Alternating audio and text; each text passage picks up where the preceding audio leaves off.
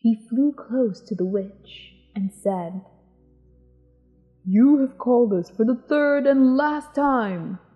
What do you command?" "Go to the strangers who are within my land, and destroy them all, except the lion," said the wicked witch. "Bring that beast to me, for I have a mind to harness him like a horse and make him work." "Your commands shall be obeyed," said their leader. Then, with a great deal of chattering and noise, the winged monkeys flew away to the palace, where Dorothy and her friends were walking. Some of the monkeys seized the Tin Woodman and carried him through the air until they were over a country thickly covered with sharp rocks. Here they dropped the poor woodman, who fell a great distance to the rocks, where he lay so battered and dented. Other monkeys caught the Scarecrow, and with their long fingers pulled all of the straw out of his clothes and head. They made his hats and boots and clothes into a small bundle and threw it into the top branches of a tree.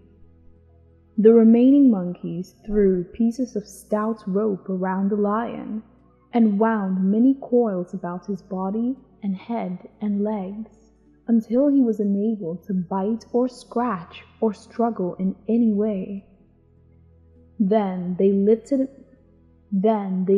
him up and flew away with him to the witch's castle, where he was placed in a small yard with a high iron fence around it, so that he could not escape. But Dorothy they did not harm at all.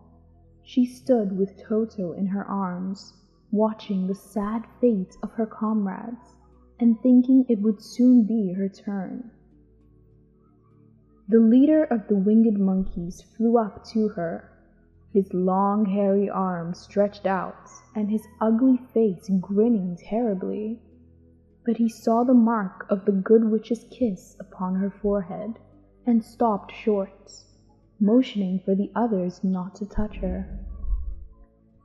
"We dare not harm this little girl," he said to them, "for she is protected by the power of good, and that is greater than the power of evil. All we can do is to carry her to the castle of the wicked witch and leave her there." So carefully and gently they lifted Dorothy in their arms and carried her swiftly through the air until they came to the castle, where they set her down upon the front doorstep. Then the leader said to the witch, "We have obeyed you as far as we were able. The Tin Woodman and the Scarecrow are destroyed, and the lion is tied up in your yard. The little girl we dare not harm, nor the dog she carries in her arms. Your power over our band is now ended. You will never see us again."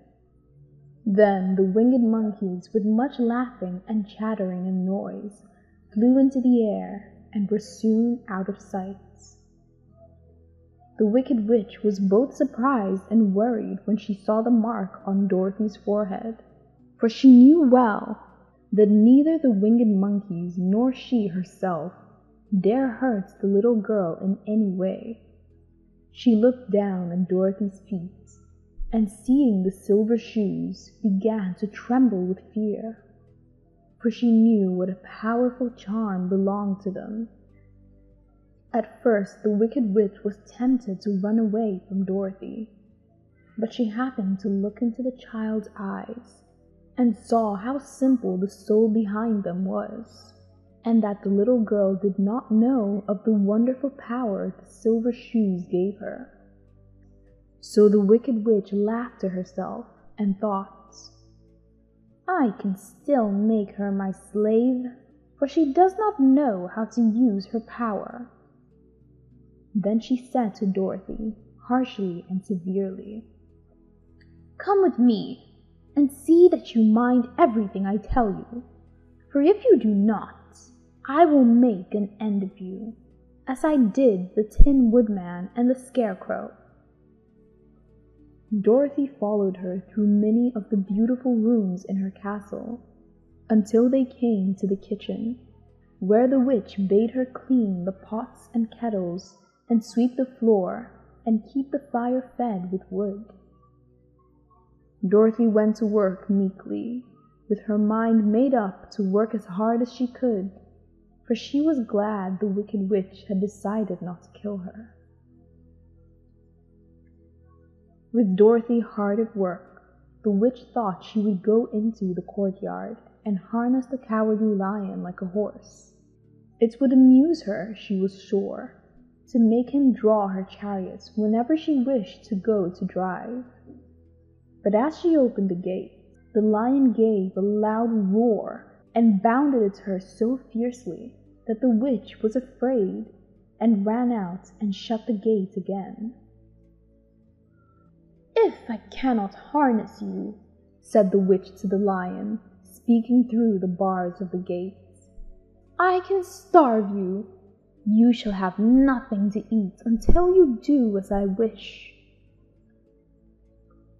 So after that, she took no food to the imprisoned lion, but every day she came to the gate at noon and asked, "Are you ready to be harnessed like a horse?" And the lion would answer, "No. If you come in this yard, I will bite you." The reason the lion did not have to do as the witch wished was that every night, while the woman was asleep, Dorothy carried him food from the cupboard, and after he had eaten, he would lie down on his bed of straw, and Dorothy would lie beside him and put her head on his soft, shaggy mane, while they talked of all their troubles and tried to plan some way to escape. But they could find no way to get out of the castle, for it was constantly guarded by the Yellow Winkies, who were the slaves of the Wicked Witch, and too afraid of her not to do as she told them. The girl had to work hard during the day, and often the witch threatened to beat her with the same old umbrella she always carried in her hand. But in truth, she did not dare to strike Dorothy, because of the mark upon her forehead.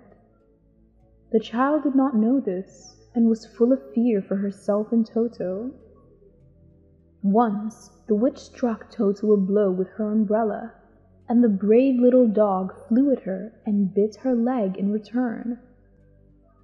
The witch did not bleed where she was bitten, for she was so wicked that the blood in her had dried up many years before.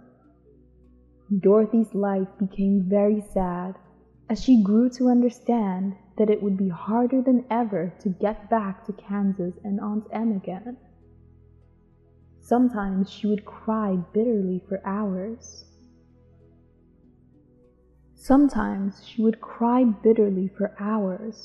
With Toto sitting at her feet and looking into her face, whining dismally to show how sorry he was for his little mistress. Toto did not really care whether he was in Kansas or the Land of Oz, so long as Dorothy was with him. But he knew that the little girl was unhappy, and that made him unhappy too. Now the Wicked Witch had a great longing to have for her own the silver shoes which the girl always wore. Her bees and crows and her wolves were lying in heaps and drying up, and she had used up all the power of the golden cap. But if she could only get hold of the silver shoes, they would give her more power than all the other things she had lost. She watched Dorothy very carefully to see if she ever took off her shoes, thinking she might steal them. But the child was so proud of her pretty shoes that she never took them off except at night when she took her bath. The witch was too much afraid of the dark to dare go in Dorothy's room at night to take the shoes, and her dread of water was greater than her fear of the dark. so she never came near when Dorothy was bathing. Indeed, the old witch never touched water, or ever let water touch her in any way. But the wicked creature was very cunning, and she finally thought of a trick that would give her what she wanted. She placed a bar of iron in the middle of the kitchen floor, and then, by magic arts, she made the iron invisible to human eyes, so that when Dorothy walked across the floor, she stumbled over the bar, not being able to see it, and fell at full length.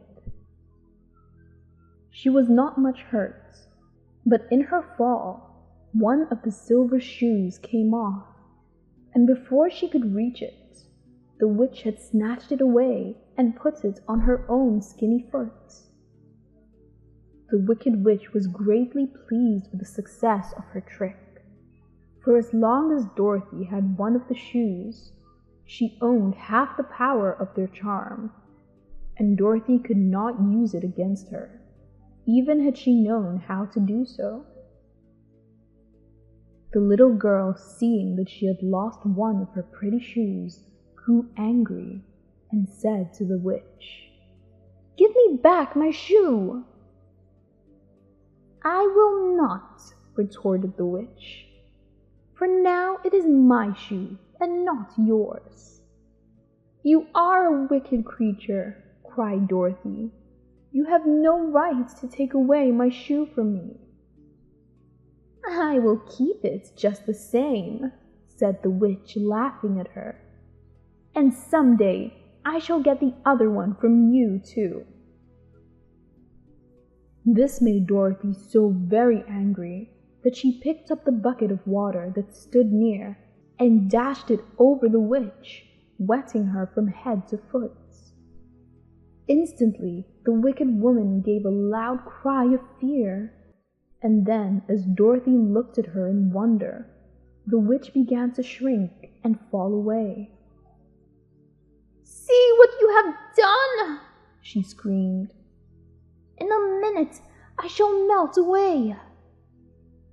I'm very sorry indeed," said Dorothy, who was truly frightened to see the witch actually melting away like brown sugar before her very eyes.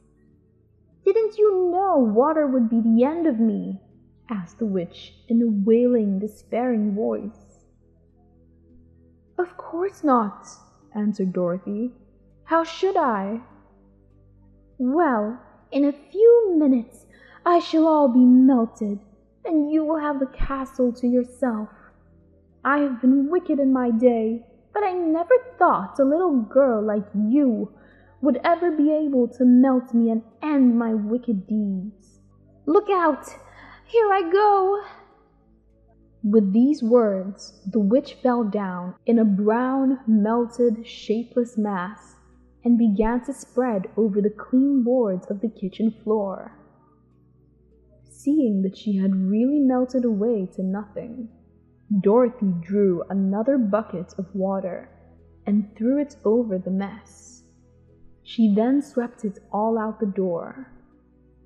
After picking out the silver shoe, which was all that was left of the old woman, she cleaned and dried it with a cloth and put it on her foot again.